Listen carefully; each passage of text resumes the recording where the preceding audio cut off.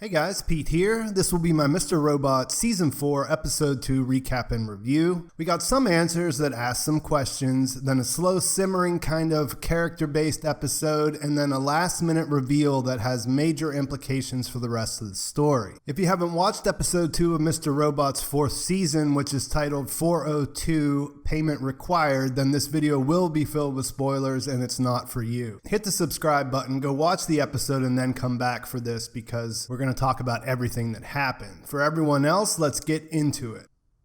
4 words in a room we've seen before. No, the other one. Imaginary Magda Alderson and imaginary younger Elliot know something that we don't. Based on the end of episode 2, it's something that Mr. Robot and Elliot don't know either. There's another personality lurking inside Elliot, and that is the bomb that this episode dropped. And wow, that's a lot to think about. This isn't an idea that hasn't come up over and over in theories, but Sam Esmail told The Hollywood Reporter in an interview that he scans the forums and he hasn't seen this particular twist guessed correctly yet. Since this is the thing that's on everybody's minds, I promise that we'll come back to it at the end of the video and we'll talk a lot more about it and more about what Sam said in that interview. But a lot of other things did happen in this episode and we can't just overlook them. So first and foremost, we get an education on the Dais Group from Philip Price. The sequence of events picks up right after he revives Elliot. The sequence really brought home to me how well this show is put together because, let's face it, this could have easily come off as lame or cheesy if they didn't get it absolutely right. I think they pulled it off, and in the process of that, we learned that in 1989, after the fall of the Berlin Wall, a young imaginative Minister Zhang, aka Whiterose, saw a possibility for a new world order. Zhang created an investment group with the goal of bringing together the world's wealthiest and most powerful men to consolidate control and manipulate events for profit. Turns out that a younger Whiterose was very good at recruiting, and the potential profits were such that they trumped anybody's moral reservations about being involved in these kinds of activities. What the group members, including Price, failed to recognize, though, was that Whiterose had a bigger plan in mind. A secret billion-dollar project, which we know is under the Washington Township plant where Elliot's father worked. That project, which we can't say for sure what it is currently being shipped off to the Congo, and when that happens, Price and Elliot will no longer be of use for Whiterose. In his story about the Deus Group and how they came together, there's a truckload of exposition for us as viewers and Elliot, who is essentially a dead man walking. E-Corp and the Dark Army were on the radar, but this is the first introduction of Deus. Fortunately for Elliot, all roads lead back to Whiterose, which is where all his energy has been focused anyway, but the group makes her seem even more powerful if that's possible, as we watch the clips with her shaking hands with world leaders. Elliot, in contrast, is sitting in his old office at Allsafe, which is kind of boarded up and abandoned. He's essentially talking to himself as he talks to Mr. Robot. So even though Price decides to help him, the odds are completely stacked against these two.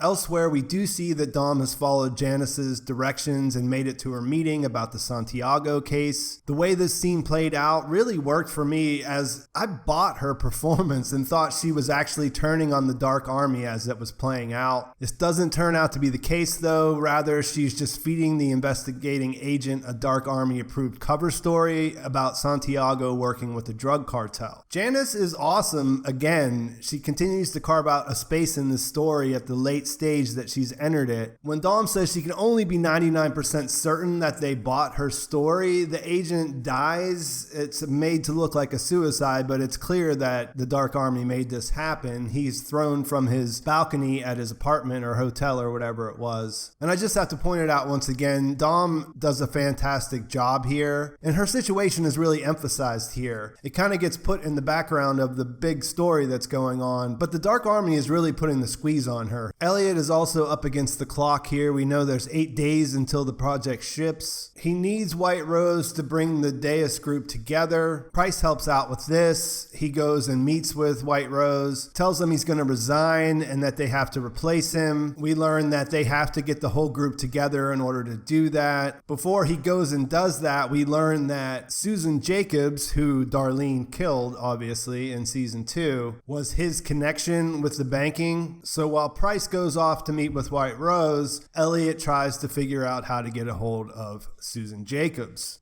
In episode 1, Elliot and Darlene were at odds with each other. She was self-medicating and accusing him of shutting down in response to Angela's death. We find out in this episode that their mother has died, which ultimately brings them back together. It's a strange turn, but I think it's an interesting one because Elliot is laser focused here. The stakes are life and death for him and his sister. She doesn't know that yet, but he has to take time out, they both do, to deal with this real family situation. And of course they don't like their mother. Their mother was not a good parent, but we get some good character moments with them here, especially when they listen to the tape. And what this whole sequence, this whole situation of dealing with her and the funeral home, it really built anxiety. Like as a viewer, for me, I was anxious that like the episode was going to come to an end and I knew something was going to have to happen. So I think it ultimately worked for me, but it felt strange when I was watching it the first time. It does serve the purpose of getting Darlene and Elliot together. I think that's a good thing. I think Darlene brings some humanity into the situation where Elliot's just only focused on what he's thinking and what he's trying to do. I think what she says is important as well. He does need her in order to do this. Like I mentioned a few minutes ago, the odds are completely stacked against these guys. So they're able to take care of the situation with their mother. They're able to talk about Angela and get that out in the open. And now they're both working together, which is a good thing. Elliot learns that she killed Susan Jacobs and he's upset at first, but he forgives her for doing what she did because of the things that Susan Jacobs did in relation to the Washington Township case. As they're talking, she mentions that Vera is back, which we saw in the post-credit scene of season 3's finale. She also mentions when she brought up Vera's return to Elliot, he brushed it off. This leads to Elliot and Mr. Robot having a confrontation where they both say that they don't remember the conversation, and it opens the door to there being another personality with whom Angela had told this information to.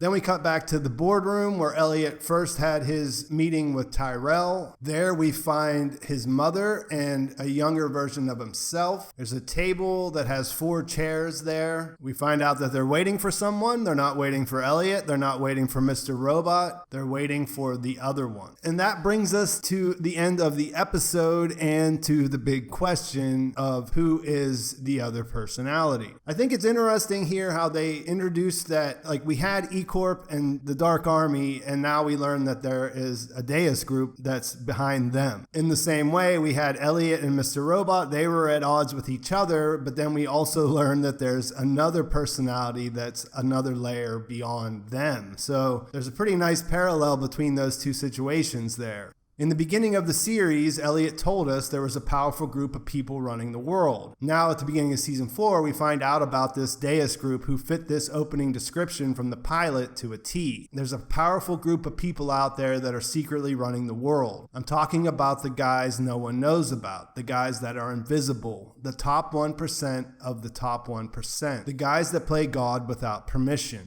It's nice to go back to the beginning and to get this reveal to speculate about. But if I'm being honest, I don't have a good guess at what is happening. My first thought was that we are the other personality. Elliot talks to us as his imaginary friend, but there are plenty of reasons why that wouldn't exactly make sense. In the Hollywood Reporter interview, Esmail says that this idea was baked in since the beginning of the story. He says when it's revealed that we will absolutely be able to go back through the series and see it. He says, and I'm quoting here, "I think it's one of those things where if we did our job right, it's a balance of it feeling inevitable, but also unexpected and surprising. That's what we're going for. We don't want it to be too much of a shock where it's just a gotcha and a gimmick type of twist moment. We want it to feel earned, because the answer should make sense. You guys could technically figure it out because it's been in the show the whole time. We're excited to see it play out." So now the table is officially set, and it looks like Sam and the writer's room have strived to keep it 100%. This episode had a little bit of everything. There were some funny parts slipped in there with Darlene and Elliot, cremation, cardboard coffin, your cheapest urn, the guy in the snowman costume offering condolences. Dom's situation, on the other hand, is not funny. It's a pressure cooker where her family will pay if she doesn't perform for the Dark Army, and Janice really adds some color there. Learning about Dais is satisfying, and it makes you wonder how things will shake out for Price. It's unlikely that this new alliance is going to end well for both Price and Elliot. And as viewers, do we actually want to see the guy who was the face of Evil Corp get a happy ending?